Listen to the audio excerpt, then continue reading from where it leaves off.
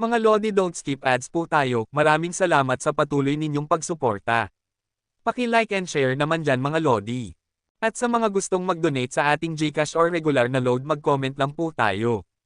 Para patuloy tayong makapag-upload ng mga bagong kabanata. Marami pong salamat. Subaybayan natin ang kwento ng isang kabataang nangarap para sa kanyang mga mahal sa buhay. Mula sa pinakamahina tungo sa pinakamalakas. Alamin natin ang kwento ng kanyang buhay. Kabanata 1741 hanggang Kabanata 1750. Okay, narito ang pagsasalin sa Tagalog ng ibinigay mong teksto. Pinalitan ko na rin ang Hansenador sa Hansan gaya ng iyong kahilingan. Sinikap kong maging tumpak at natural ang daloy ng salaysay. Kabanata 1741. Dolyar. Tuwang-tuwa si Ling Meyer nang makita si Hansen. Alam na niya ang tunay na pagkatao ni Hansen pero hindi na ito mahalaga sa puntong ito. Meyer, Elder, bakit kayo narito? Nagtatakang tanong ni Hansen. Narinig ni Dark Spirit Elder si Ling Meyer at naalala si Hansen. May kakaibang ekspresyon siya nang sabihin, mahirap ipaliwanag. Galit na ipinaliwanag ni Ling Meyer ang nangyari, at nang marinig ito ni Hansen, humarap siya sa Elder. Sabi niya, Elder at Meyer, pumunta muna kayo sa mask shelter. Kapag natapos ko na sila, madali na kayong makakabalik at makuha ulit ang Dark Spirit Shelter. Sasama kami sa iyo para harapin ang mga masasamang elemento. Iwinagayway ni Ling Meyer ang kanyang kamao. Ayos lang. Mauuna na kayo sa mask shelter at maghintay na lang doon, sabi ni Hansen. Hindi niya talaga makuha ang kalabasa kung nandoon si Ling Meyer. Matapos silang kumbansihin na umalis, isinama niya si Bauer papunta sa Dark Spirit Shelter. Magandang balita, naroon pa rin pala ang kalabasa. Elder, mapagkakatiwalaan ba natin ang lalaking yun?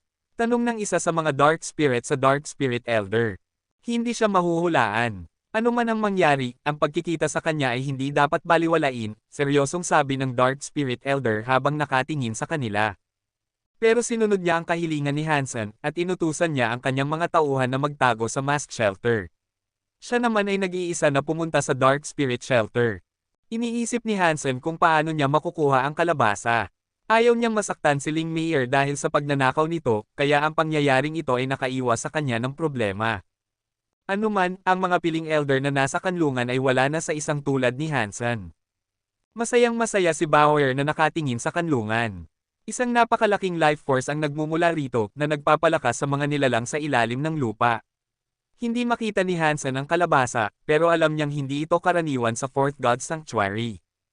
Lahat ng mga elder at iba pa ay nakatingin sa kalabasa. Nakuha na nila ang kanlungan, pero hindi pa rin nila makuha ang kalabasa. Ang kalabasa ay parang gintong kristal, konti lang na mas malaki sa kamay ng isang tao. Pero napakatibay nito. Kahit ang isang elder class elite ay hindi ito makapinsala. Feather, marami kang alam. Alam mo ba kung ano ito? Tanong ni Beast Elder kay Feather Elder. Sinabi ni Feather Elder, hindi ko alam, pero tiyak na hindi ito galing sa Fourth God Sanctuary. Mula ito sa isang lugar na nasa itaas. Matagal nang hawak ng Dark Spirit ang bagay na ito. Ngayon ay atin na, pero hindi natin makuha. Hindi ako komportable. Walang paraan para makuha ito. Sabi ni Beast Elder. Habang nag-uusap sila, biglang may sumulpot. Ang lalaki ay nakasuot ng baluti, kaya hindi mo makita ang mukha niya. May maliit na batang babae sa kanyang balikat, at nakatayo sila sa harap ng kalabasa, nakatingin dito. Labis na nagalit ang mga elder sa pagsulpot nila, handa na nilang patayin ang dalawa. Pero bago pa sila gumalaw, bumagsak ang mga barya mula sa langit na parang ulan. Lahat ng nilalang sa paligid ay natama ng kahit isa, lalo na sina Beast at Feather. Hindi nila naiwasan ang mga barya na tumama sa ulo ng mga elder. Boom! Sabay-sabay na bumagsak ang mga nilalang sa lupa. Pati ang mga elder. Lahat sila ay nakahiga, hindi makatayo, kahit anong gawin nila. Pero hindi pinansin ni Hansen ang mga ito. Nanatili siyang nakatingin sa kalabasa. Nagulat ang Dark Spirit Elder habang pinapanood niya sila mula sa malayo. Alam niyang malakas si Hansen, pero hindi niya inaasahan na ganito kalakas. Sina Beast Elder at Feather Elder ay malalakas na kalaban. Sa lahat ng Elder doon, wala nang mas malakas sa dalawang iyon. Pero hindi man lang kailangang gumalaw si Hansen para supilan silang lahat. Napakagaling niya. Ikaw ba si Mr. Dolyar? Sigaw ni Beast Elder, takot na takot. Hindi namin alam na nandito ka. Patawarin mo kami. Narinig ito ng ibang mga elder, at pare-pareho ang naging reaksyon nila. Mula ngayon, bawal na kayong pumasok sa underworld. Kung gagawin ninyo, mapapahamak ang inyong mga tribo. Sabi ni Hansen, pero hindi man lang sila nilingan. Biglang nawala ang presyon kay Beast Elder. At pagkatapos, tumayo na sila lahat. Nangako silang hindi na babalik. Isinama nila ang kanilang mga tauhan at umalis na. Para sa mga tao, ang mga nilalang ay isang resource na hindi na muling mabubuhay. Kaya ayaw ni Hansen na patayin sila ng walang dahilan. Inisip niyang mas mabuting hayaan ang ibang tao na gawin iyon at kumita. Nang mawala na ang lahat, ginamit ni Hansen ang kanyang Dangshan Aura para takpan ang buong kanlungan. Pagkatapos, binitawan niya si Bauer, na gustong-gustong tumakbo papunta sa kalabasa. Masayang-masaya si Bauer, at tumalon siya papunta sa baging. Niyakap niya ang gintong kalabasa. Nang hawakan ni Bauer ang kalabasa, ito ay nahulog at tumama sa kanyang dibdib. May kaugnayan pala ang bagay na ito kay Bauer. Nagulat si Hansen. Narinig niya sinaling mayor at ang elder na sinasabing hindi nila maalis ang kalabasa kahit anong gawin nila. Ngayon, naalis ito ni Bauer gamit lang ang paghawak. May koneksyon nga ito sa kanya. Hindi naman siguro kapatid ni Bauer ito. Mababaliw na ako kung may pangalawang Bauer na naglalakad-lakad, naisip ni Hansen habang nakatingin sa kalabasa. Biglang kuminang ang gintong kalabasa na yakap ni Bauer. Parang paputok ang ningning nito. May usok na lumabas, parang talon ng fountain. Ang life force na lumitaw ay parang dragon na bumababa mula sa ulap. May musika ring narinig. Nanlaki ang mga mata ni Hansen habang nakatingin sa kalabasa. Ang kapangyarihan nito ay napakaganda. Pero sa gitna ng mga kakaibang pangyayari, may isang bagay na lumitaw. Nang tignan ito ni Hansen, mas lalo siyang nagulat. Isang patak ng dugo ang lumitaw mula sa kalabasa. Parang luha, parang gawa sa gintong kristal, at may kakaibang liwanag sa loob nito. Nang lumitaw ang gintong dugo, nagsimulang mawala ang mga kakaibang pangyayari. Ang kalabasa sa kamay ni Bauer ay pumuti. Naging alikabok na lang ito. Pagkatapos, tinangay ito ng hangin. Ang gintong dugo ay parang buhay. Tumama ito sa noo ni Bauer at pumasok sa kanya. May naiwang gintong tuldok sa gitna ng kanyang noo. Kabanata 1742. Nasa ere ang maliit na katawan ni Bauer. Ang gintong tuldok sa kanyang noo ay nagsimulang kumalat, tinatakpan ng ginto ang buong katawan niya. Parang maliit na araw siya. Ang gintong liwanag ay puno ng enerhiya, naliligo si Hansen sa ningning nito. Para bang bumalik siya sa sinapupunan ng kanyang ina, lumalangoy sa life force. Tumalon ang puso ni Hansen, at ginamit niya ang Blood Pulse Sutra, sinisipsip ang life force ni Bauer hanggat kaya niya. Ang Blood Pulse Sutra ay nangangailangan ng higit na enerhiya kaysa sa anumang kasanayan ni Hansen. Iba ito sa Dangshan Sutra at The Story of Genes. Hindi ito nakakasira, pero mayroon itong pinakamalakas na life force. Naabot ang pinakamataas na antas ang Blood Pulse Sutra sa gitna ng enerhiyang ito. Nagsimulang kumulo ang kanyang dugo, parang biglang nag-apoy ang kanyang buhay. Ang kanyang dugo ay naging apoy, dumadaloy sa kanyang katawan. Masaya si Hansen. Sa tulong ng life force na iyon, malapit nang masira ang Blood Pulse Sutra niya. Ang kanyang dugo, buto, at mga selula ay pinino ng apoy na ito. May isang pulang sangkap na lumabas. Ang pulang sangkap na ito ay tumakip sa buong katawan ni Hansen, at patuloy itong umiikot at umiikot, hanggang sa nabuo ito bilang isang pulang battle armor. Nakagawa na si Hansen ng kanyang Spell Geno Armor, kaya alam niya na kailangan niyang patakbuhin ang Blood Pulse Sutra at tulungan ang pagbuo ng armor. Ang tagumpay ni Hansen sa pagbuo ng pulang Geno Armor ay nagparamdam sa kanya na parang may dagdag na layer ng buto. Bahagi na ito ng kanyang katawan, katulad ng Spell Geno Armor, at kaya niyang kontrolin ito. Nasasanay na si Hansen sa bagong armor, pero biglang nagbago ulit ito mula sa armor mode. Pangalawang ebolusyon. Masaya si Hansen, kaya patuloy niyang pinatakbo ang Blood Pulse Sutra habang naghihintay siya sa pagbabago. Ngayon ay makikita na ni Hansen kung anong Geno Armament ang makukuha niya bilang isang noble. Natunaw ang Geno Armor at pumasok sa katawan ni Hansen, naging dugo niya. Akala ni Hansen na magiging Geno weapon ito, pero pumasok ito sa loob niya. Xenogenic. Nagbago ang mukha ni Hansen. Mukhang hindi niya inaasahan ang ganitong kinalabasan. May dalawang posibleng mangyari sa ikalawang ebolusyon ng isang tao. Ang isa ay ang pagbuo ng Geno weapon, at ang isa naman ay ang pagiging xenogenic. Kasalukuyang dumadaan si Hansen sa kanyang ikalawang ebolusyon, iyon ang kanyang sitwasyon ngayon. Ang Geno Armor ay nagsasama sa kanyang katawan upang magdulot ng multision. Ayaw ni Hansen na maging xenogeneic dahil hindi na ito mababawi. Katulad ito ng katawan ng tao na hindi na maaaring maging bata. Kaya wala siyang magagawa kundi panoorin ang mangyayari. Magiging isa ba ako sa mga halimaw na iyon? Nakaramdam ng kaba si Hansen. Nakakita na si Hansen ng dalawang xenogeneic. Hindi lang sila mga nilalang, mga killing machine sila. Hindi alam ni Hansen kung lahat sila ay ganoon, pero anuman ang mangyari, ayaw niyang maging katulad nila. Ang pulang likido mula sa Geno Armor ay nagsama sa katawan ni Hansen, pumasok sa kanyang mga daluyan ng dugo at naging isa sa kanyang dugo.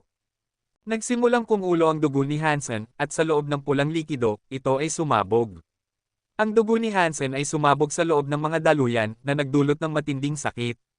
Parang magiging pulbos na siya. Nasa lahat ng dako ang dugo, kaya naramdaman din ni Hansen ang sakit sa lahat ng dako. Ang mutisayon ay mas masakit kaysa sa pagsipa sa bayag o pag-anak. Hindi napigilan ni Hansen ang pagsigaw. Ang mga daluyan ay nakaranas ng napakaraming pagbabago at nagdulot ito ng pag-ikot at pag-ikot ng maliliit na daluyan na parang ahas. Ang mga daluyan ng dugo ni Hansen ay lumalabas, parang mga ahas na nakapulupot sa kanyang mga buto. Pulang-pula ang kanyang katawan, parang muscle monster. Nagpatuloy ang mutisayon ng dugo at ang iba pang bahagi ng kanyang katawan ay naapektuhan din. Bagamat hindi gaanong nagbago ang mga ito kumpara sa kanyang dugo, ang kanyang fitness ay tumaas. Masaya si Hansen na gising pa siya at hindi siya nagkaroon ng pagnanais na pumatay.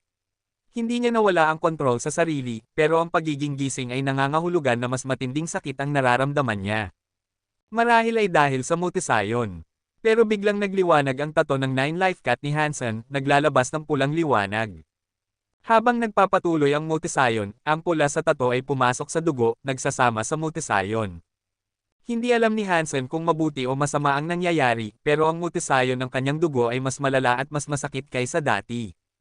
Roar! Binuka ni Hansen ang kanyang bibig at sumigaw, pagkatapos ay nawala ng malay dahil sa sakit. Pero matapos mawala ng malay, ginaising siya ulit ng sakit. Pagkatapos ay pinahimbing siya ng sakit at ginaising ulit sa isang cycle. Pakiramdam ni Hansen na sisubog ang kanyang utak at mga buto, pero hindi naman talaga nasisira ang kanyang katawan. Kahit na malakas ang loob ni Hansen at gusto niyang mabuhay, hiniling niyang sumabog na lang ang kanyang katawan at matapos na. Alam ng Diyos kung gaano katagal bago tuluyang hamupa ang sakit.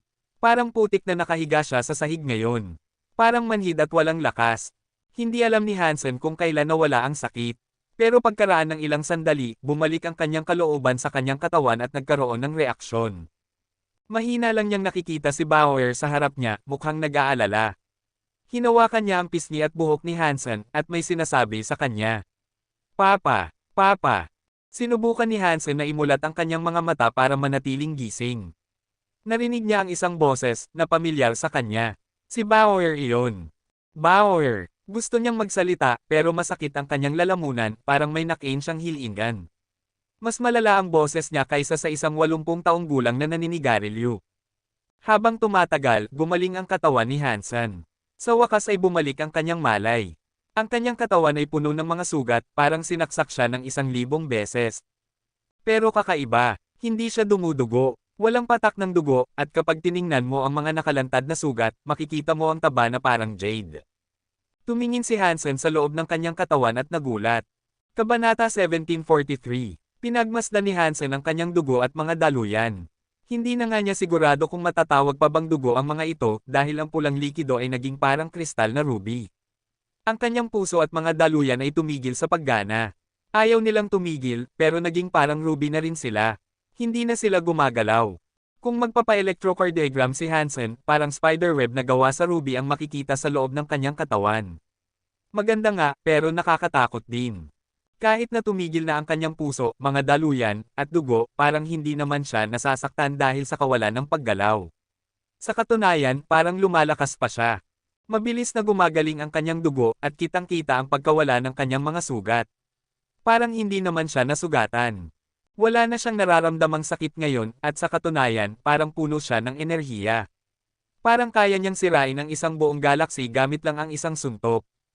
Naging xenogeneic na ba ako? Kinuyam ni Hansen ang kanyang kamao.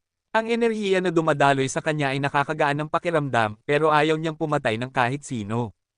Nakaramdam si Hansen ng kakaibang kapangyarihan na tumatama sa kanya. Gusto niyang pag-aralan ang pakiramdam na iyon pero nagising si Bauer at nawala ang kanyang konsentrasyon. Binuhat niya si Bauer. Parang walang gaanong nagbago sa kanya.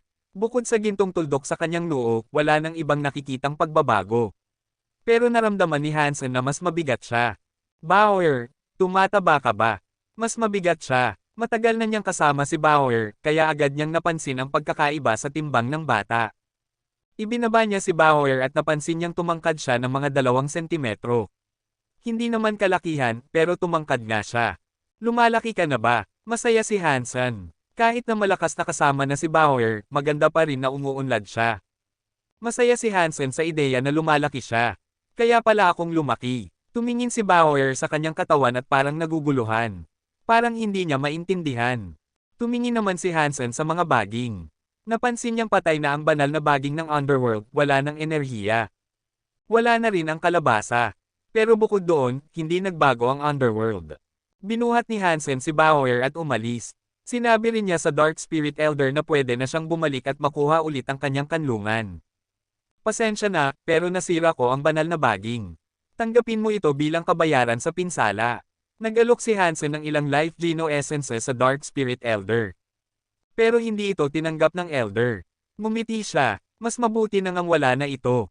Ngayon ay naiintindihan ko na ang bagay na iyon ay nakamamatay. Kung naroon pa ito, hindi ko hahayaang manatili ang Dark Spirit sa tabi nito. Alam ni Hansen na totoo ang sinabi ng lalaki. Hanggat naroon ang kayamanan na iyon, hindi kailanman magiging ligtas ang Dark Spirit Shelter. At hindi naman laging naroon si Hansen para protektahan sila. Sa wala na ang kalabasa at ang banal na baging, ito ang pinakamagandang solusyon. Nagpasya si Hansen na bumalik sa Alliance mula sa Dark Spirit Shelter. Umuwi siya para tingnan ang kanyang katawan. Gusto niyang malaman kung ano ang mga benepisyo ng solidong dugo. Pero bago pa masuri ni Hansen ang kanyang dugo, napansin niyang nawala ang tato ng 9 Life Cat. Nasipsip ba ng dugo ko ang 9 Life Cat? Tiningnan ni Hansen ang kanyang dugo at hindi niya maiwasang humanga sa kagandahan nito. Sinubukan ni Hansen na patakbuhin ang Blood Pulse Sutra, at nang gawin niya ito, nagsimulang matuno ang kanyang solidong dugo. Gumalaw ito na parang isang buhay na nilalang habang nagsimulang lumutang sa paligid ng katawan ni Hansen. Lumalakas si Hansen, at mas mabilis na natutunaw ang kristal na dugo. Mas ligtas ang pakiramdam ni Hansen dahil alam niyang hindi nakakasira ang kanyang dugo sa kanyang katawan. Pagkatapos ay nagsimulang mag-imbestiga si Hansen ng isang kakaibang kapangyarihan na tumataas sa paligid niya. Parang hindi ito sa kanya, pero habang tumatagal ang pag-ikot ng kanyang dugo, mas malapit siyang nakakaramdam sa kakaibang kapangyarihan na ito. Ang kapangyarihan, kahit ano man ito, ay parang malayo at malapit sa kanya ng sabay. Nararamdaman lang ito ni Hansen kapag pinapatakbo niya ang Blood Pulse Sutra para buhayin ang kanyang bagong dugo. Nang maging likido ang dugo ni Hansen, parang nagising ang isang bagong pandama. Nararamdaman niya ang kapangyarihan kung gusto niya, pero hindi niya alam kung ano ito. Ayaw niyang mag-eksperimento ng walang alam hanggang sa matuto siya ng higit pa. Kasama pa rin ni Hansen ang pamilya Luo, kaya plano niyang bisitahin ang Shire. Kaya umalis na siya. Nagpa siya ang kanyang ina na manatili muna kay Luo Haitang. Nanatili rin sina Jianran at Hanyan. Pati na rin si Little Flower. Gusto ni Hansen na yakapin ang kanyang anak bago siya umalis, kaya lumabas siya sa hardin. Pero bago pa siya makarating sa kanyang anak, nagbago ang kanyang mukha. Na-teleport siya patungo kay Little Flower. Nakaupo si Little Flower sa isang duyan, at may pulang hayop na nakaupo sa kanyang balikat. Parang Sorrow, pero hindi Sorrow. Parang pusa, pero hindi pusa. Si Old Cat ng 9 Life Cat iyon. Old Cat, anong ginagawa mo rito? Madilim ang tingin ni Hansen sa kanya. Pumunta si Old Cat para makita si Little Flower, at hindi ito nagustuhan ni Hansen. Ngumiti si Old Cat, huwag kang mag-alala, kaibigan. Magkaibigan tayo, at hindi kita sasaktan. Gusto ko lang hiramin ang iyong anak sa loob ng ilang taon, at ibabalik ko siya kapag lumaki na siya. Hindi nagsalita si Hansen, at tumakbo siya patungo sa kanila. Bago pa siya makarating, may isang pulang kidlat. Pareho silang nawala. Parang nilamon sila. Old Cat, gago ka. Hindi kita hahayaang makatakas. Galit na galit si Hansen, pero pareho na silang wala. Halos mawala ng malay si Jianran. Niyakap siya ni Hansen at sinabi, huwag kang mag-alala, kung talagang gusto niyang saktan si Little Flower, hindi siya maghihintay hanggang ngayon. Hindi niya ito ginawa ng palihim, at gusto niyang ipaalam sa atin na hindi niya sasaktan ang anak natin. Magiging okay ba si Little Flower? Basang-basa ang mga mata ni Jianran. Nag-aalala siya dahil ina siya. Oo, huwag kang mag-alala. Hahawakan ko si Little Flower. Patuloy na nagalit na sigaw ni Hansen, Old Cat, gago ka. Hindi kita hahayaang makatakas. Nang sabihin ni Hansen na hahanapin niya sila, seryoso siya. At iyon ay dahil nakahanap na siya ng paraan para umalis sa sanctuary. Kabanata 1744. Nang mawala si Old Cat sa pulang liwanag, nakaramdam si Hansen ng pamilyar na kapangyarihan. Katulad ito ng kapangyarihan na lumitaw nang gamitin niya ang bagong kakayahan ng kanyang dugo. Ngayon alam na ni Hansen na ang kakaibang kapangyarihan na kanyang naramdaman ay ang daan para makalabas sa sanctuary. Hindi alam ni Hansen kung dahil ba ito sa pagsasanay niya ng Blood Pulse Sutra o dahil sa pagsipsip niya ng tato ng 9 Life Cat, pero mukhang kayanan niyang umalis sa sanctuary. Wala nang oras si Hansen para harapin ang Shere ngayon. Hindi naman sila problema sa ngayon, at kasama sina Little Angel, Golden Growler, Gu Qingcheng, at Exi Qingqing, kaya nilang hawakan ang Shere habang wala siya. Nag-aalala si Hansen para kay Little Flower. Hindi niya iniisip na papatayin siya ni Old Cat, pero wala siyang katiyakan. Hindi siya mapakali dahil hindi niya mamonitor ang bata. Nag-impake si Hansen at nagpaalam kay Jianran. Naghanap siya ng ligtas na lugar kung saan pwede niyang subukan na gamitin ang kakaibang kapangyarihan para sundan si Old Cat. Matapos niyang patakbuhin ang Blood Pulse Sutra, nagsimulang matuno ang kanyang dugo. Nararamdaman niya ang pag-ikot ng kapangyarihan sa hangin. Ayaw niyang mag-take ng risk, kaya hinintay ni Hansen na matuno ang lahat ng kanyang dugo bago gumawa ng anumang bagay. Pero bago pa siya gumalaw, may isang kapangyarihan na tumama sa kanya. Parang nasa loob siya ng teleporter. Mabilis na nagbago ang nakikita niya, pero pamilyar ang tanawin na lumitaw sa harap niya. Isang banyo na kanyang pinasukan bago siya hilahin pabalik ni Zero sa Alliance. Pareho pa rin ang banyo, pero may isang bagay na iba. May isang tao na nakatayo sa harap niya. Babaeng Kate, nakababa ang pantalon niya, at nakikita ang maputi niyang puwet at buntot ng pusa.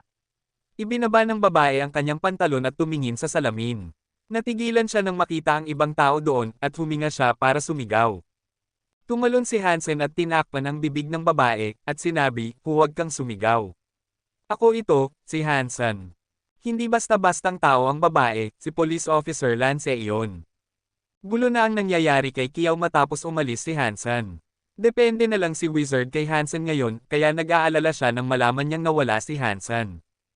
Akala niya na isang panluloko lang ng Black Gold Group si Hansen, pero ang katotohanan hindi pa siya nakikita sa Black Gold Group ang nagpigil sa kanya at kay Lance na maniwala. Matagal na nilang hinahanap si Hansen, at hindi pa rin sumusuko si Lance. Nalaman niya na may isang taong kamukha ni Hansen na pumasok sa banyo na ito at nawala. Iyon ang dahilan kung bakit nandito si Lance, umaasang makahanap ng lead. Nang hindi siya makahanap ng anumang bagay sa una, nagpa siyang umihi. Pero bago pa niya maibaba ang kanyang pantalon, may sumulpot na lalaki sa likuran niya. Nakita niyang si Hansen iyon, pero hindi pa rin niya maiwasang sumigaw. Ngayon na hawak ni Hansen ang kanyang bibig, hindi na siya makapagsalita. Pero pagkaraan ng ilang sandali, kumalma siya at dahan-dahang inalis ang kamay ni Hansen. Kung hahayaan kitang umalis, titigil ka na bang sumigaw? Hindi ko sinasadya na lumitaw dito. Akala ko wala namang tao, kaya... Sabi ni Hansen, at binitawan na niya ang kamay niya. Tumingin si Lance kay Hansen at pagkatapos ay sinipa niya ang bayag nito. Kaya niyang iwasan ang suntok ni Lance, pero kung ginawa niya iyon, wala nang paraan si Lance para mailabas ang kanyang galit. Kaya nagpa siyang hindi umiwas at hinayaan na lang na tamaan siya. Pero matapos mag-ebolbasyon ni Hansen, lumakas ang kanyang katawan. Hindi siya naapektuhan ng suntok, kaya nagpanggap siyang nasasaktan sa pamamagitan ng pag-ikot. Ibinaba ni Lance ang kanyang pantalon, inikot ang kanyang mga mata, at sinabi, tigilan mo na ang pagpapanggap. Nasaan ka ba? Alam mo namang nag-aalala si Kiao, iniisip niyang may nangyari sa'yo. May nangyari nga, at kailangan kong ayusin iyon. Pasensya na, babalik na ako ngayon. Lumabas si Hansen. Hinawakan ni Lance ang kanyang braso at inikot ulit ang kanyang mga mata. Sasamahan kita, para kung sakaling mawala ka ulit. Hindi nagtanggi si Hansen. Sumakay siya sa kotse ni Lance at umuwi kasama siya. Dinala ako ng kapangyarihan na iyon palabas ng sanctuary, pero bakit dito? Saan napunta si Old Cat kasama si Little Flower? Nag-aalala na nag-iisip si Hansen. Hindi alam ni Hansen kung saan pumunta si Old Cat, at hindi siya makaisip ng dahilan kung bakit pupunta ang pusa dito. Dinala ni Lance si Hansen pabalik kay Kiao. Hindi niya maipaliwanag kung saan siya nagpunta, kaya kailangan niyang mag-imbento ng kwento. Pero wala silang magagawa sa kasinungalingan ni Hansen. Pero at least bumalik na siya, at nakahinga na sila ng maluwag. Gabi na, kaya hinayaan ni Kiao na magpahinga si Hansen. May nalaman siya tungkol sa isang Xenogeneic, at plano niyang habulin ito bukas dahil bumalik na si Hansen. Bumalik si Hansen sa kanyang kwarto at ginamit ang Blood Pulse Sutra. Iniisip niyang nararamdaman niya ang kapangyarihan, at gusto niyang tingnan kung kaya niyang bumalik sa sanctuary kung gusto niya. Naalala niyang hindi kaya ni Old Cat na gawin iyon, kung hindi siya matrap doon. Pero na-teleport pa rin siya. Habang natutunaw ang dugo ni Hansen, lumakas ang kapangyarihan sa hangin. Ganoon lang ang nangyayari sa sanctuary. Tinawag ni Hansen ang kapangyarihan sa hangin, at hindi nagtagal, nakita na niya ang kanyang sarili pabalik sa sanctuary, kung saan siya naroon. Gumagana. Ibig sabihin, kaya kung maglakbay sa pagitan ng labas at ng sanctuary kung kailan ko gusto. Masaya si Hansen dahil sa ganito. Pero hindi ito makakatulong kay Hansen na hanapin si Little Flower.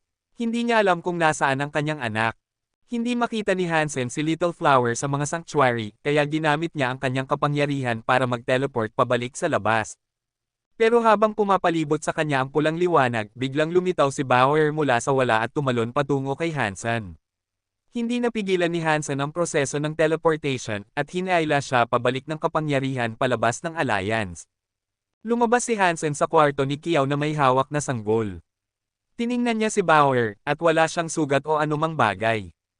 Kaya pala niyang dalhin ang iba.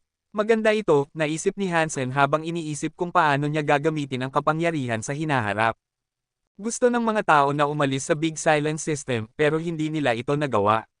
Sa bagong kakayahan ni Hansen, wala ng panganib. Kabanata 1745. Isang malaking hurno na gawa sa tanso, na may taas na 100 metro, ang nakakonekta sa palasyo sa mga ulap. Halata na ang napakalaking lugar na ito ay dating napakaganda. Pero ang lugar na ito ay ngayon ay sira-sira na. Wala nang laman at tahimik. Pati na ang langit ay iniwan na ito, kaya madilim at malungkot ang palasyo. Tinakpan ng dilim ang dating magandang lugar na ito, walang kinabukasan. Sa paligid ng sirang palasyo, 4 na kandila ang nagninangas. May kaunting liwanag ang ibinibigay nito, pero sa isang maliit na lugar lang. Sa dilim, isang matandang pulang pusa ang gumagamit ng kanyang ngipin para buhatin ang isang lampara na mahina ang liwanag. Naglalakad sila sa dilim, papunta sa liwanag. Isang maliit na bata ang nakahiga sa ibabaw ng nilalang, mahimbing na natutulog. Nangangarap siya.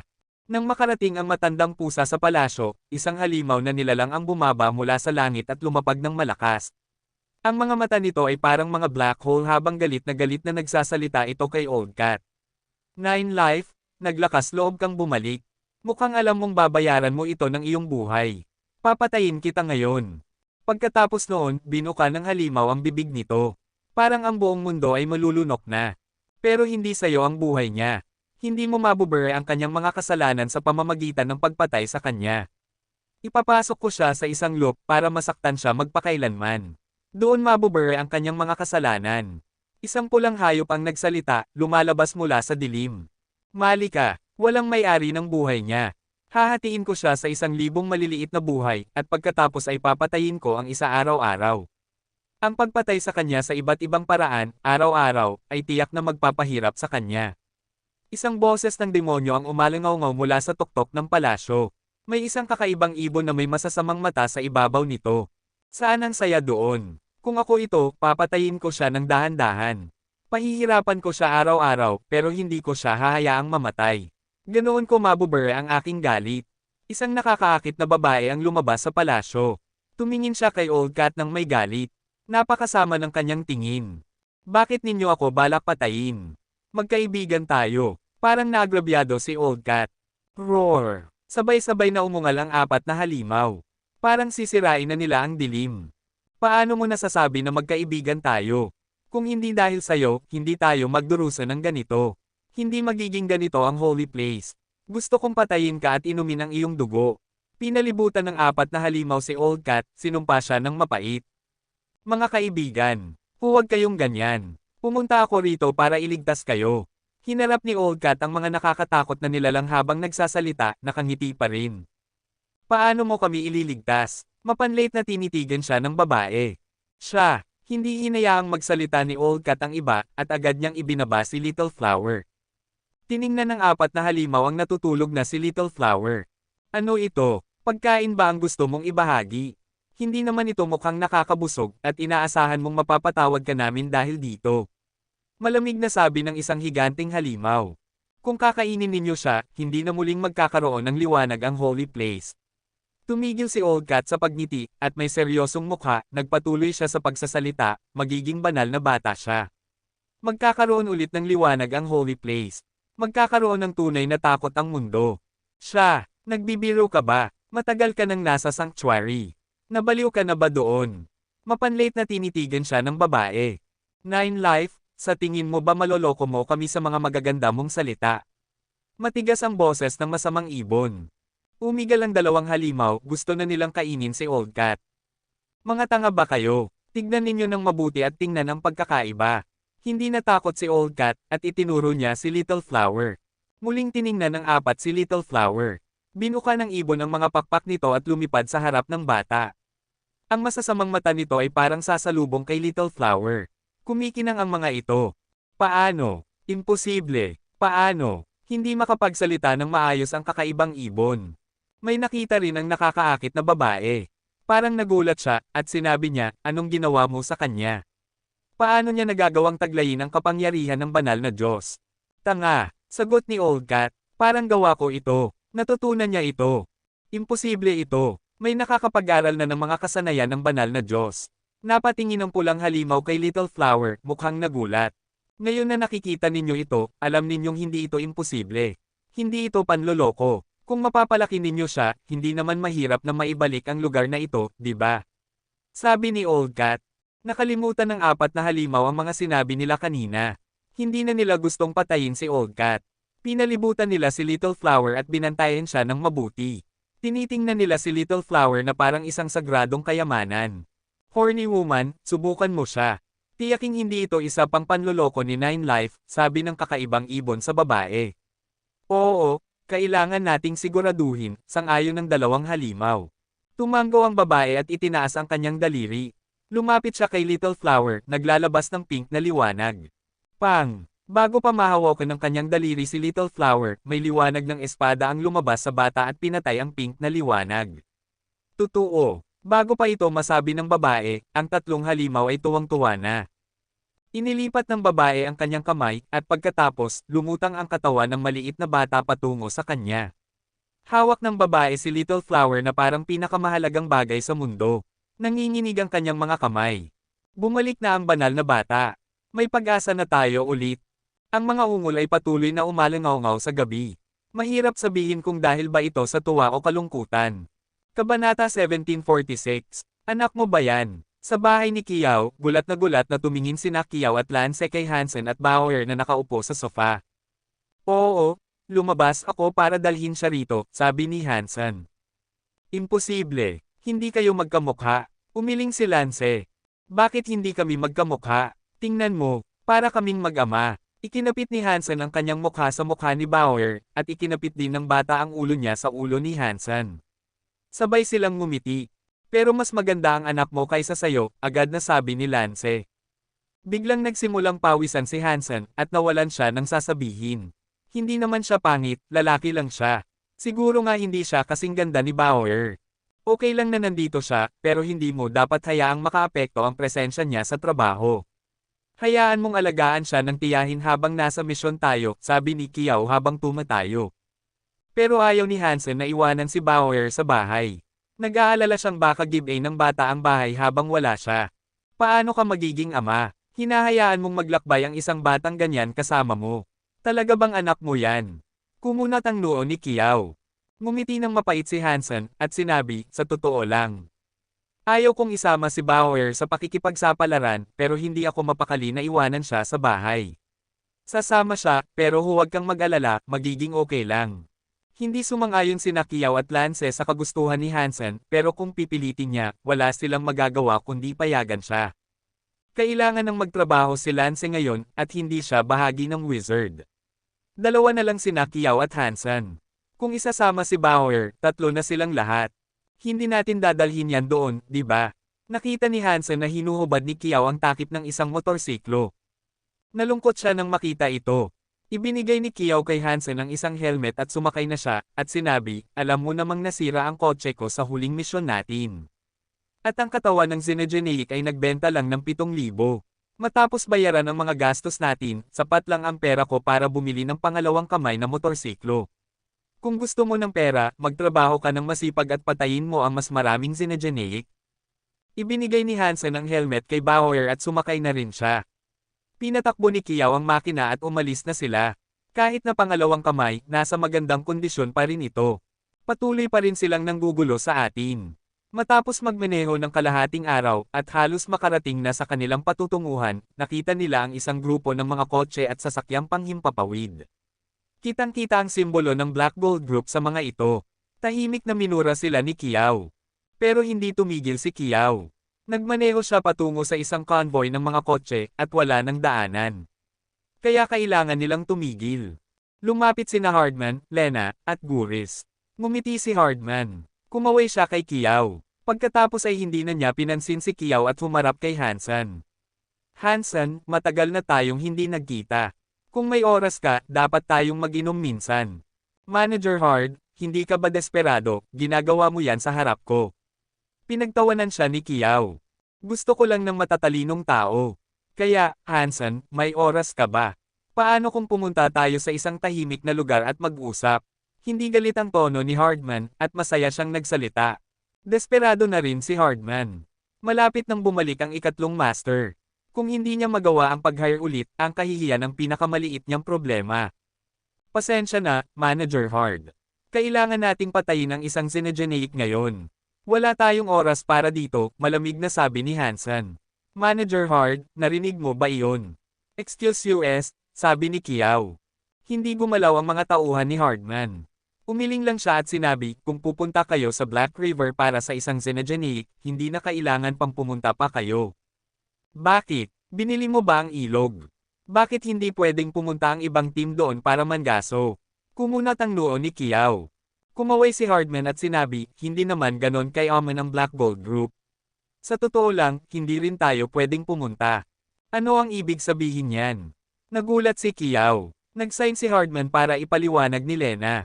Sabi niya, nandoon ang mga tao mula sa banal na langit. Nang marinig ni Kiao ang mga salitang banal na langit, nagbago ang mukha niya. Parang hindi siya makapaniwala, at sinabi niya, banal na langit. Anong ginagawa nila rito? Sinasabi mo bang interesado sila sa isang maliit na Zinejenic? Oo, sagot ni Guris. Nasa Black River sila at nagkampo doon. Hindi nga tayo makalapit para sumilip. Hansen, nandito ka. Sabi mo tuturuan mo ako ng sword skills, pero hindi kita makita. Lumapit si Mr. Tiger mula sa harapan. Patuloy siyang naglalakad, at sinabi kay Hansen habang naglalakad siya, pupunta ka ba para patayin ang isang Zinejenic? Masama ang swerte mo. Hindi ko alam kung bakit, pero nandito ang mga tao ng banal na langit para sa Zinejenic. Hindi ko alam kung bakit gusto nila ito, pero nagpadala sila ng 2 tao para kunin ito. Nang marinig ni Kiao ang lahat ng sinabi ni Mr. Tiger, napagtanto niyang hindi sila nagsisinungaling. Talagang pumunta ang banal na langit sa Black River. Ano ba ang banal na langit? Isa pang malaking grupo. Naguguluhan si Hansen. Hindi pa niya naririnig ang tungkol sa isang malaking kumpanya na ganoon. Sana nga isa pang kumpanya. At least makakapagkompetensya tayo, ganoon. Binaba ni Kiao ang kanyang boses at sinabi, banal na langit ang ibig sabihin ay mga feather. Sila ay isang superior na lahi. Ipinanganak silang mga noble. Lahat sila ay nakaranas ng kanilang ikalawang ebolusyon. Napakasama ng kapangyarihan nila, at kinuha pa nga nila ang isang Zinejenic space para sa isang kampo.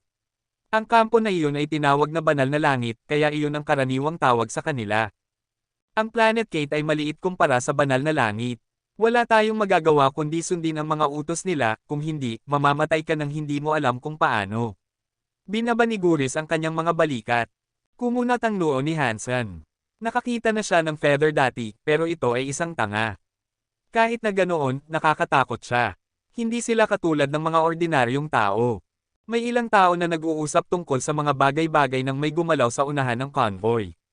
Nakita nila ang isang lalaki at babae na mukhang mga anghel na lumilipad patungo sa kanila.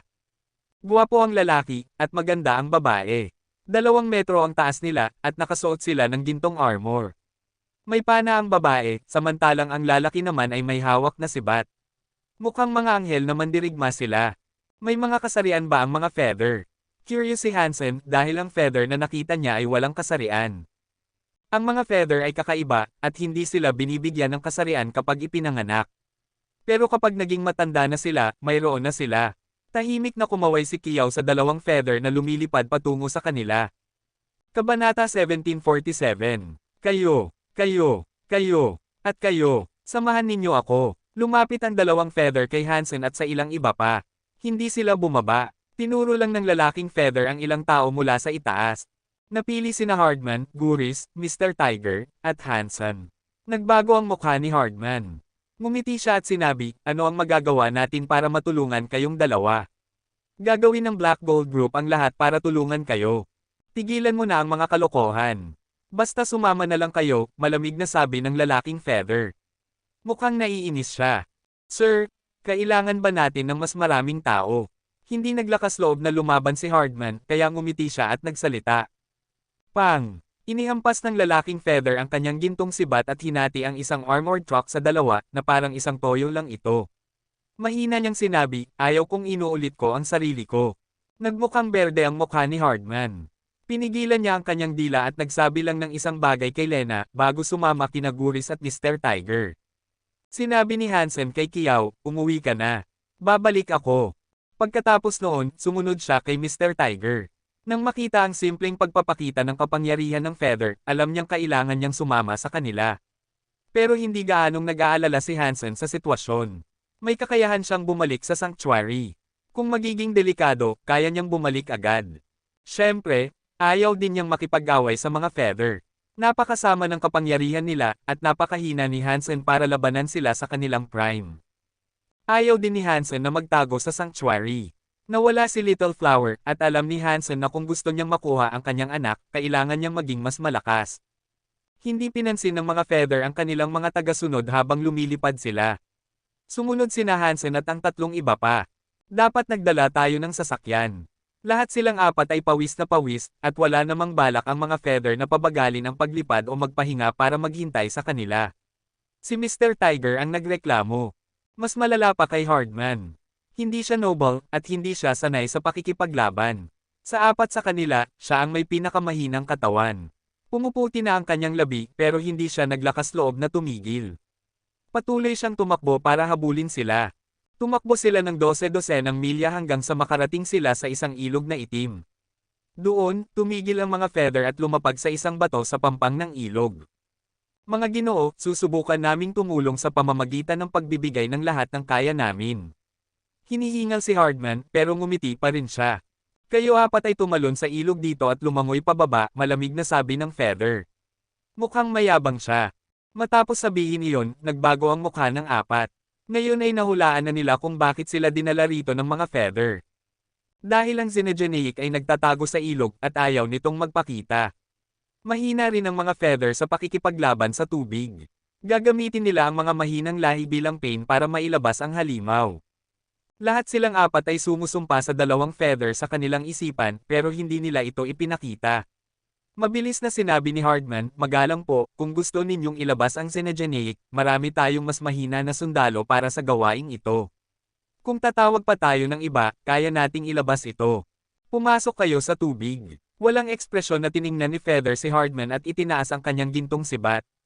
Nakatutok ang sibat kay Hardman. Kung magsasalita pa si Hardman, tiyak na papatayin siya. Magiging pain siya, buhay man o patay. Kinagat ni Hardman ang kanyang ngipin. Tumingin siya kina Guris at Mr. Tiger, at pagkatapos ay dahan-dahang lumapit sa ilog. Mapait na ngumiti sina Guris at Mr. Tiger, at sumunod na rin sila. Sa kanilang puso, labis nilang kinasusuklaman ang mga feather. Sabi ko, pumasok kayo sa tubig. Hindi mo ba ako narinig?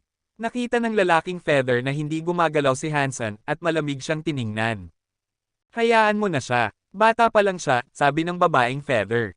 Narinig ito ng lalaking feather, pero itinaas pa rin niya ang kanyang sibat at tiningnan si Hansen, at sinabi, huwag mo akong papaulitin. Hindi gumalaw si Hansen, at tiningnan lang niya ang lalaking feather na nakaupo sa bato. Kaya ni Hansen na mabuhay sa pag-atake ng Feather, pero kung bababa siya sa ilog, hindi niya malalaman kung kailan magpapakita ang Zenegenic, at hindi rin niya malalaman ang level nito. Wala siyang ideya kung ano ang aasahan. Kung aatake ang Zenegenic sa ilalim ng tubig at hindi inaasahan ni Hansen, hindi niya magagamit ang kanyang space travel technique. At pagkatapos, imposible nang mabuhay. Kaya ayaw niyang ipagsapalaran iyon. Mukhang papatay ang lalaking Feather. Iniikot-ikot niya ang kanyang gintong sibat. Hawak ni Hansen ang Rhino Horn Dagger. Mas gugustuhin niyang labanan ang Feather kaysa ipagsapalaran ang kanyang buhay sa ibang paraan. Habang itinaas ng lalaking Feather ang kanyang sibat, may lumusab mula sa ilog at sumunod ang isang sigaw. Tumingin ang dalawang Feather at si Hansen at nakita nilang may gumagalaw sa gitna ng ilog. Papunta ito kina Hardman at sa dalawa pa. Ang dalawa pa ay nahawakan ng mga galame at hinihila. Ang Geno weapon lang ni Mr. Tiger ang makakasira sa galame. Hindi niya ito maputol pero nasugatan niya ang galame at napaatras ito. Hanggang ngayon, malaya pa rin si Mr. Tiger. Sumigaw sina Hardman at Guris habang hinihila sila pababa ng ilog. Hindi sila makalaban at masyadong mahina ang kanilang Geno armor para labanan ang mga galame. Boom! Isang kidlat na ginto ang dumaan sa langit. Sinira nito ang atmosfera bago tumagos sa mga galame. Lumipad ang Feather patungo sa halimaw at tinamaan ang ilog gamit ang kanyang sibat. Ang tubig ng ilog ay napaatras mula sa sibat at lumikha ito ng isang 12 metrong trench. Isang halimaw na parang pusit ang lumitaw. Kalahati ng katawan nito ay nasa tubig at ang 10 metrong galame nito ay nakapulupot kina Hardman at Guris. Ang sibat ng Feather ay tumatama na sa ulo ng nilalang. Sinubukan ng halimaw na hampasin ang sibat at Feather pero isang gintong pana ang lumipad sa ere at tumama sa galame. Dahil sa tulong ng archer, malaya pa rin kumilos ang lalaking Feather. Dong! Isang asul na kristal na galame ang lumitaw. Hinarang nito ang gintong sibat ng Feather at ang kapangyarihan ay nagpa-atras sa Feather ng ilang metro sa ere. Kabanata 1748. Habang papalapit ang asul na kristal na galame sa lalaking Feather, isang gintong liwanag ang nagliwanag. Isang gintong palaso, tumutusok sa kristal na galame. Iba ang gintong palasong ito kaysa sa iba. May kakaibang kapangyarihan na nagdala nito pababa na parang drillhead. Tinusok nito ang galame hanggang sa kalahati ng katawan nito ay nakapasok na. Nang magyelo ang galame matapos ang pag-atake, hinanap ng lalaking Feather ang ulo ng nilalang. Hinugot niya ang kanyang gintong sibat at itinulak ito sa loob. Pagkatapos ay hinayla ng Feather ang kanyang sibat at binuhat niya ang buong hayop gamit ito. Sa wakas ay nahulog ang hayop pabalik sa ilog na itim at naglikha ng isang bunganga. Buhay pa rin ang halimaw, nagpupumiglas para mabuhay pero malubha na ang pinsala nito. Mabilis na natapos ng dalawang Feather ang pagpatay dito. Pero tapos na sina Hardman at Guris. Mahigpit nang nakapulupot ang mga galame sa dalawang lalaking cape, sinira ang kanilang armor at mga buto. Napinsala at napunit ang kanilang mga katawan. Kumunat ang noo ni Hansen kahit nasanay na siya sa pagmamasid sa kamatayan. Mabuti na lang at naligtas si Mr. Tiger. Lumabas siya sa ilog, tumingin sa kanilang mga bangkay. Parang nalulungkot ang kanyang ekspresyon. Lumipad ang babaeng Feather patungo sa patay na Zenegenic, kumuha ng kutsilyo, at pinutol ang asul na kristal na galame. Sa halip, lumapit ang lalaking Feather kay Hansen. Malamig niyang tinanong, sinabi kong pumasok ka sa tubig. Hindi mo ba ako narinig? Tumingin si Hansen sa kanya pero hindi nagsalita. Pero mabilis na lumapit si Mr. Tiger, at sinabi, Sir, hindi niya sinusuway ang iyong utos. Dahil lang sa nandito ang sanggol. Natatakot siyang mapahamak siya. Tama, madilim na sabi ng lalaking Feather. Hinugot niya ang kanyang sibat at itinutok ito kay Bauer, na nakaupo sa balikat ni Hansen, at umungol, turuan kita kung paano maging mababang lahi ka. Hindi ka na muling magdadalawang isip. Galit na galit si Hansen. Humarap siya at ginamit ang kanyang Rhino Horn Dagger para itulak palayo ang sibat. Dong! Nagkistisan ng dagger at sibat sa kanilang pagbangga, at parehong natamba ang dalawang naghawak. Nagbago ang mukha ng lalaking Feather. Gulat na tumingin sina Mr. Tiger at ang babaeng Feather sa dalawa. May Geno armor si Hansen. Itinuturing siyang isang karaniwang tao. Hindi pa nga siya noble, kaya kakaiba na may lakas siyang itulak pabalik ang isang Feather. Wala tayong sama ng loob sa'yo, kaya bakit mo ito ginagawa? Kalmado na tanong ni Hansen habang hawak ang Rhino Horn Dagger. Mas lalong nagalit ang lalaking Feather. Dahil lang sa may kaunting kapangyarihan ka, hindi ibig sabihin na pwede kang sumuwi sa isang Feather. At kung hindi kita papatayin ngayon, paano ko maipapatupad ang batas at ang aking kapangyarihan? Pagkatapos noon, iniswing ng lalaking Feather ang kanyang gintong sibat at sinubukang patumbahin si Hansen. Ginagamit niya ang lahat ng kanyang kapangyarihan para patayin ang nakakainis na peste. Nanatiling kalmado si Hansen. Matapos ang huling pag-atake, nahulaan niya kung ano ang susunod. Wala siyang Geno weapon si Hansen, pero matapos mag-level up ang kanyang dugo at maging Xenogeneic, may sapat siyang lakas para hamanin ang Feather. Hindi masama ang kapangyarihan ng kanyang katawan kaysa sa Feather. Nang makita ang sibat na bumababa patungo sa kanyang dibdib, tumabi lang si Hansen para iwasan ang pag-atake. Pagkatapos ay lumapit siya sa lalaking Feather, itinaas ang kanyang dagger, at idinikit ito sa leeg ng Feather. Nagulat ang lalaking Feather. Hindi siya makapaniwala na binigyan niya si Hansen ng pagkakataon na makalapit ng ganoon. Hindi na niya mablock ang dagger ngayon. Masyadong magaling ang ginawa ni Hansen. Lampas sa kanyang mga inaasahan. Pakiramdam ng Feather na parang bigla siyang nakalaban ng isang tao na hindi ordinaryong tao. Parang mas mataas siya sa lahat sa kanyang lahi. Biglang lumipad ang isang gintong palaso patungo kay Hansen, nakatutok sa kanyang templo. Gusto ng babaeng Feather na ilayo siya at iligtas ang kanyang kasama. Pero hindi gumalaw ang dagger sa kamay ni Hansen. Ang ginawa lang niya ay i-swing ang kanyang ulo pabalik-balik para mahuli ang palaso gamit ang kanyang ngipin. Pagkatapos, ginamit niya ang dagger para hiwain ang lalamunan ng Feather. Natunaw ang kristal na dugo ni Hansen sa loob ng kanyang mga daluyan, pinupuno siya na parang lava. Umiikot at umiikot ang mga daluyan na parang ahas. Sapat na ang dagdag na kapangyarihan para itulak ang dagger ng mas malalim sa leeg, tuluyang pinuputol ang ulo ng Feather. Dahil sa lakas ng pag-atake, lumipad ang ulo patungo sa langit. Gulat na tumingin sina Mr. Tiger at ang babaeng Feather. Walang makapaniwala na ang isang karaniwang tao na may Geno armor lang ay nakapatay ng isang Feather Baron.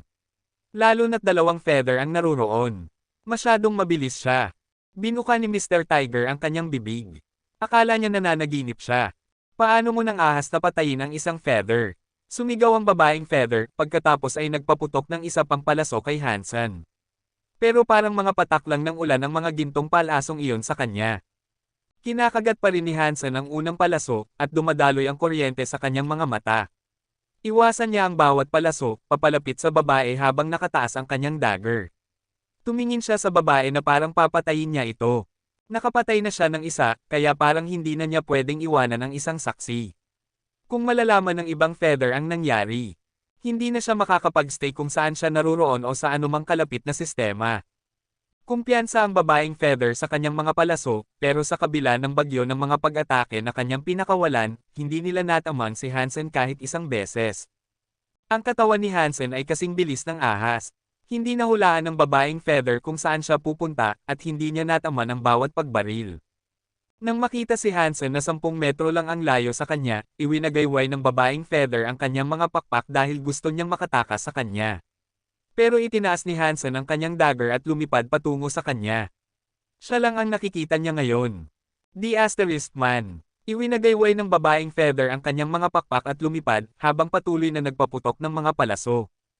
Ang kapangyarihan ng Baron class ay hindi sapat para lumipad kapag may gravity, kaya kailangan ng mga Baron Feather ang kanilang mga pakpak para lumipad sa hangin. Nang makita ng Feather na sinusubukan siyang habulin ni Hansen, naisip niyang parang gusto na niyang mamatay.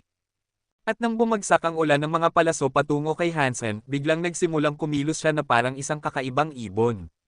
Kakaiba ang paglipad niya, hinihila ang kanyang sarili sa hangin. Iwasan niya ang bawat palaso hanggang sa makarating siya sa harap ng babaeng Feather. Nagalit ang babaeng Feather. Hinugot niya ang kanyang mahabang espada para harangan ang kanyang dagger, at nang magbangga ang mga armas, naramdaman ng babaeng Feather ang isang napakalaking puwersa na tumama sa kanya.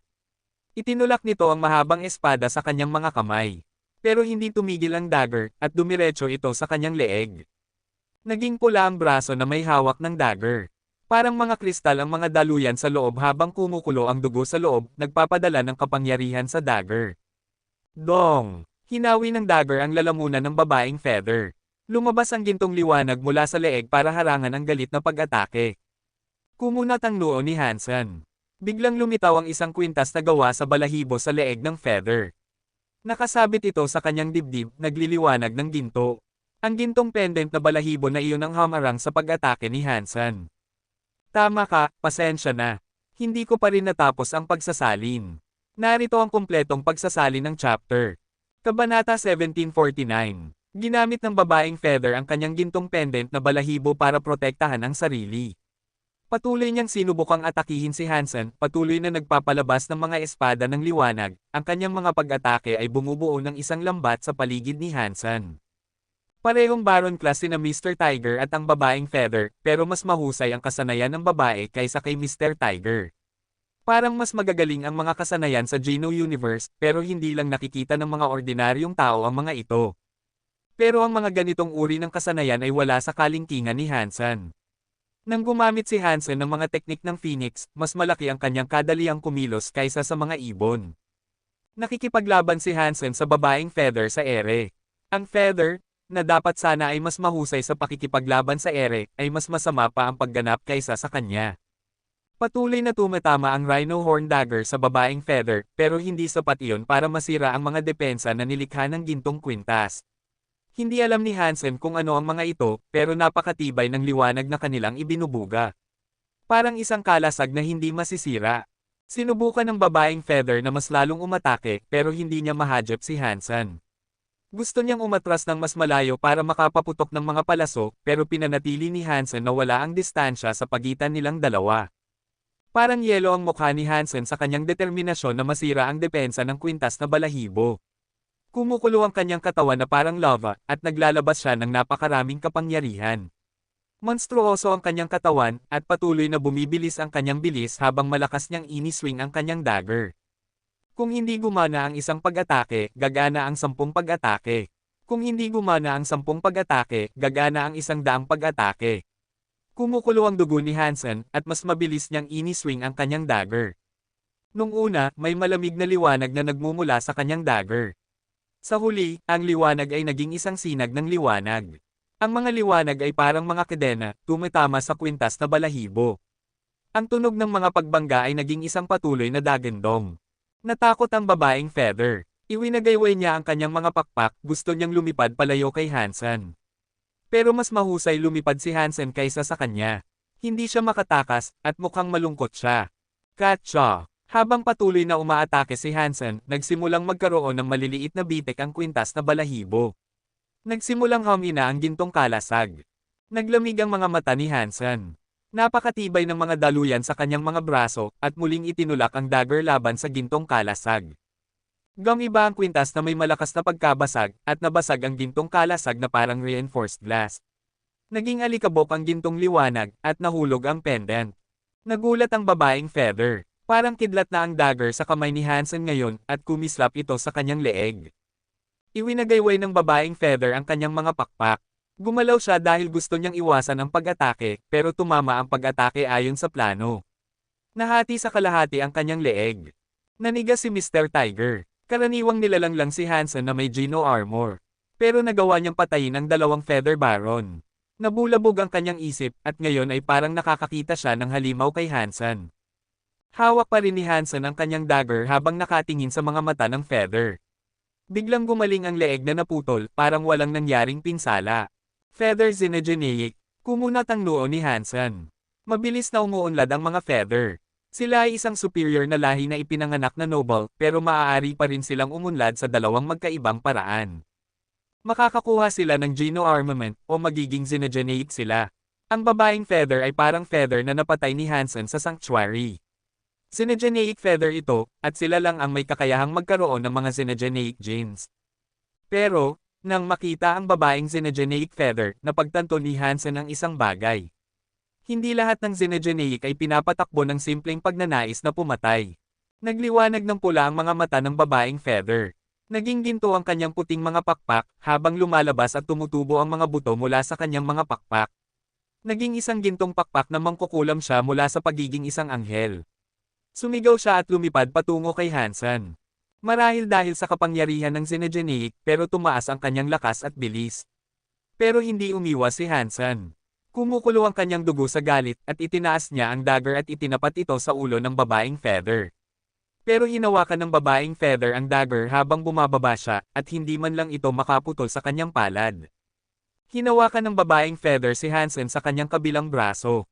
Tumama ang kanyang mga gintong kuko sa kanyang Gino armor.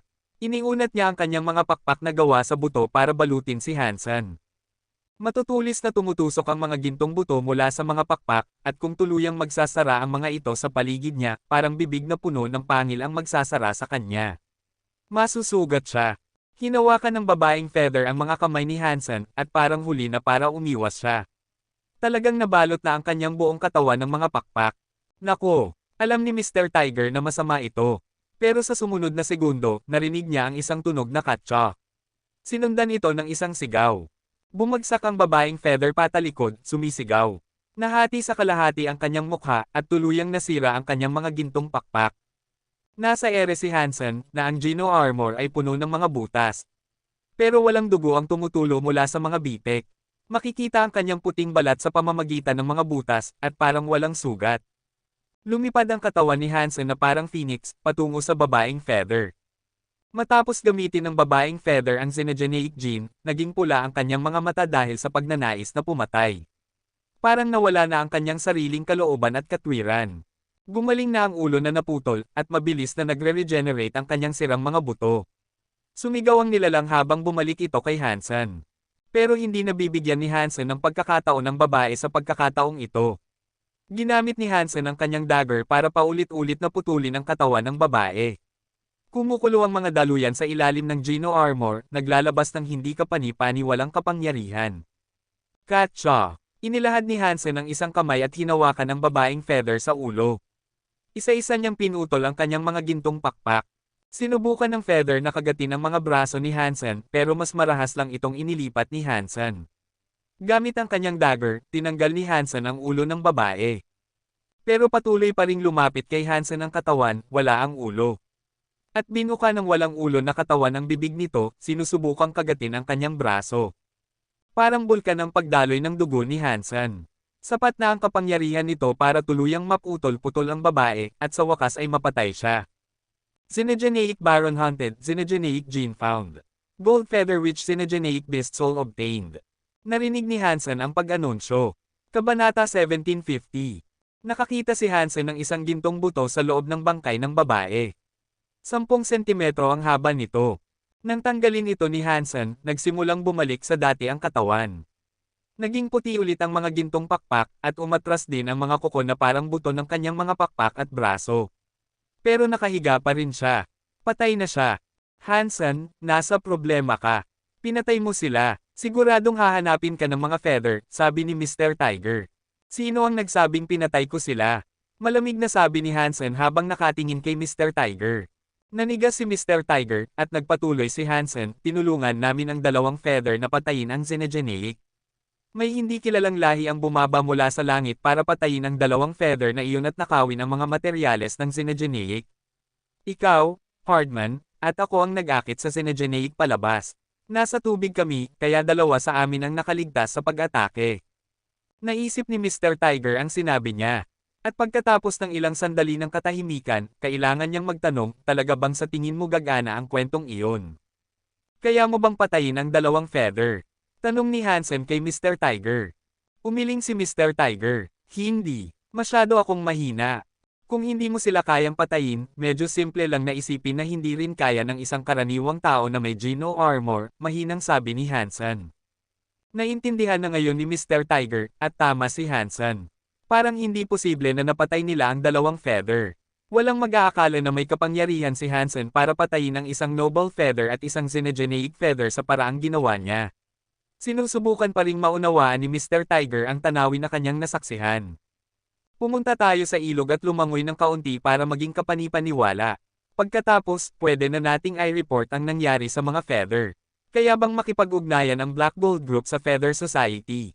Kinuha ni Hansen ang asul na kristal na galame at pagkatapos ay tumalon sa ilog na itim. Nag-atubili si Mr. Tiger sandali, pero tumalon pa rin siya pagkatapos niya. Ang pagsunod kay Hansen sa ilog ay nangangahulugan na sumasang-ayon siya sa plano. Pero kung hindi tumalon si Mr. Tiger pagkatapos ni Hansen, magiging kaaway siya ni Hansen. Medyo sigurado si Mr. Tiger na masaya si Hansen na patayin siya para lang masiguro na walang saksi na makakapagsabi ng ibang kwento. Iyon ang pumasok sa kanyang isip. Kaya, sumunod siya kay Hansen.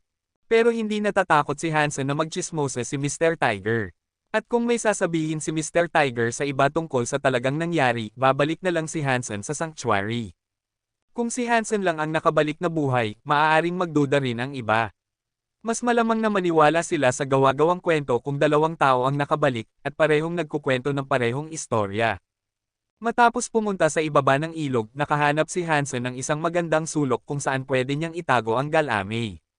Pagkatapos ay bumalik siya kasama si Mr. Tiger.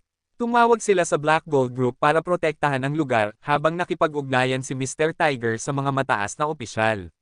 Seryoso nilang tinanggap ang insidente at siniguro nilang i-report ang nangyari sa mga Feather. Hindi pa umaalis si Kiao. Naghihintay siya kay Hansen na bumalik at nang bumalik nga siya, nakaramdam siya ng kaluwagan. Matapos umalis ang lahat, bumalik si Hansen sa lugar. Hinukay niya ang asul na kristal na Galamay na kanyang itinago at ginamit niya ang mga kapangyarihan ng space travel para ipadala ang Galamay at ang buto sa sanctuary. Hindi na ito mahahanap ng mga Feather kahit anong gawin nila. Matapos bumalik si Hansen sa bahay ni Kiao, nakahanap siya ng pagkakataon para suriin ang kanyang bagong Beast Soul. Baron Xenogeneic Beast Soul, Gold Feather Witch, Bow Type. Tinawag ito ni Hansen para laruin sa kanyang kwarto. Maganda ang feather bow na parang isang pares ng nakabukang gintong pakpak. Sa kasamaang palad, walang mga palaso. Walang silbi ang magkaroon lang ng bow, kaya pansamantala muna itong itinago ni Hansen. Kinabukasan, sinabi ng Black Gold Group kay Hansen na pumunta sa kanilang headquarters. Nasa Grand City ang mga Feather at nakikipagkita sa Black Gold Group, kaya kailangan pumunta ni Hansen sa meeting. Sa loob ng isang kwarto na parang para sa interrogation, nakita ni Hansen ang isang Feather. Babae ito, at kamukhang-kamukha siya ng Feather na kanyang napatay. Nahihirapan si Hansen na makilala ang mga miyembro ng isang lahi kung hindi sila tao. Pero ang life force ng Feather na ito ay nagbigay kay Hansen ng isang malaking panginginig. Hindi katulad ng mga Feather na kanyang napatay ang kapangyarihan na meron siya. Miss, bakit mo ako pinatawag dito? Magalang na tanong ni Hansen. Sabihin mo sa akin kung ano ang nangyari, at huwag kang maglaktaw ng anumang detalye, malamig na sabi ng Feather habang nakatitig kay Hansen. Dahil nakasuot si Hansen ng kanyang Geno armor, hindi siya nagduda na siya ang may kagagawa ng nangyari. Hindi niya kailanman maiisip na ang isang karaniwang tao na may Geno armor ay makakapagbanta sa dalawang Baron Feather. Isa pa, Xenogeneic ang isa sa kanila. Napag-usapan na ni Hansen kay Mr. Tiger kung ano ang dapat nilang sabihin, kaya iyon ang kanyang uulitin. Hindi nakakita ng anumang hindi pagkakapare-pareho sa dalawang kwento ang Feather, at hindi rin niya naisip na kaya nilang patayin ang mga Feather kung susubukan nila. Kaya, nakaligtas sila sa kanya. Huwag kang aalis sa Grand City sa loob ng ilang panahon. Kung may iba pa akong itatanong, kailangan kitang makita. At tawagan mo ako kung may iba ka pang matuklasan. Kung kapaki-pakinabang ito, gagantimpalaan kita. Iwinagayway ng Feather ang kanyang kamay, senyales na okay na para umalis si Hansen. Masyadong maraming nakita si Hansen. Tiyak na hindi siya magiging nerbiyoso dahil sa mga pangyayaring tulad nito. Umalis siya sa Black Gold Group na malamig ang pakiramdam. Lone Wolf, ano sa tingin mo? Kumunat ang noo ng Feather matapos umalis si Hansen. Pumasok sa kwarto ang isang lalaki na may ulo ng lobo, at magalang na sinabi, Miss Zina, maliit lang ang West Grand. Ang pinakamalakas na grupo ay ang Black Gold Group, at dalawa lang ang baron nila. Nakita ko na sila, at masyadong mahina sila. Hindi sila ang pumatay sa dalawang Feather Baron. Xenogeneic din ang isa sa mga Feather. Hindi nagsalita si Zina, at tumango lang para patuloy siyang magsalita.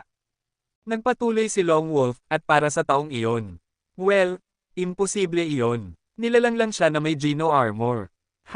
Sa tingin mo ba may kinalaman ang item sa kanilang pagkamatay? Sinasabi mo bang may ibang tao na naaakit dito dahil sa parehong impormasyon at nakasalubong ang ating mga tao? Mahinang tanong ni Zina. Kung totoo iyon, nasa lugar na ito ang item. Dapat tayong magmadali. Mukhang excited si Lone Wolf. Myth lang iyon, tandaan mo. Hindi natin alam kung totoo ang kwento. Hindi natin alam ang lokasyon nito, kaya hindi natin ito mahahanap, sabi ni Zina. Kung nandito ito, magiging kakaiba ang mga bagay-bagay kapag ipinanganak na ito. Pwede tayong maghintay dito, kailangan lang nating maging mabilis kung gusto nating gantimpalaan, sabi ni Lone Wolf. Tumango si Zina, at may nakamamatay na tingin, sinabi niya, ipagpatuloy ang iyong investigasyon sa Black River. Kailangan nating hanapin ang mamamatay na ito. Hindi natin hahayaang mamatay ng walang kabuluhan ang ating mga tao.